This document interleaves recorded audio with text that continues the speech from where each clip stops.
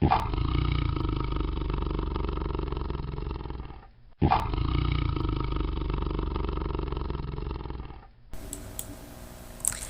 c'est Trado. Voilà mon commentaire pour la séance de lundi 12 octobre pour le CAC.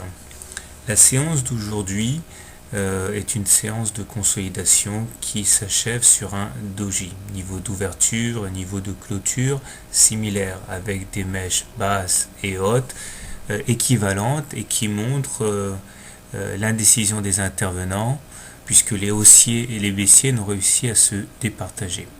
On clôture avec environ moins 0,1%, donc autrement dit c'est une journée quasi stable.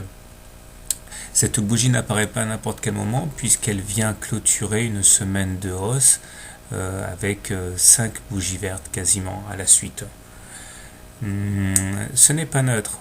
L'indécision des intervenants peut s'expliquer par le fait que nous sommes graphiquement à la croisée des chemins. Comme je l'ai déjà dit précédemment, beaucoup de traders sont en train de jouer la cassure du biseau qui devrait amener, en cas de trade réussi, le gold, le CAC au contact des 3395 si le trade fonctionne et qui serait invalidé en cas de dépassement des plus hauts, à savoir les 3852. De l'autre côté, il y a également ceux qui jouent la hausse pour le CAC en espérant que la cassure des 3852 initierait un retour à la dynamique haussière. En juge de paix, on trouve donc ce niveau des 3852 à peu près, le précédent top. Alors effectivement, certains ont du mal à trouver le sens dans lequel trader. Un petit coup d'œil aux indicateurs techniques montre que cela reste haussier pour l'instant.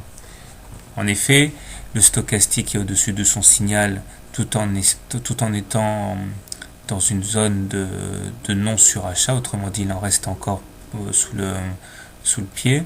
Le momentum bascule nettement positif et le MACD, lui par contre, même s'il pointe vers le nord, n'arrive toujours pas à s'affranchir de son signal et fait peser le risque d'un non-croisement de MACD qui pourrait être dévastateur.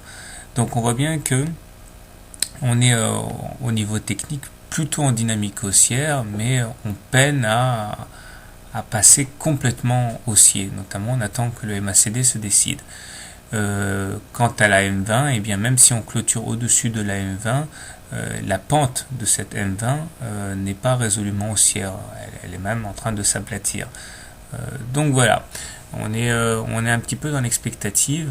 Je vais continuer à jouer les impulsions haussières, comme je l'ai déjà dit, en espérant un ralliement de la médiane de la fourchette noire aux alentours des 3920.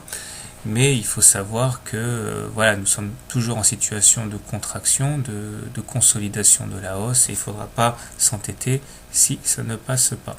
Voilà, bon week-end et bon trade.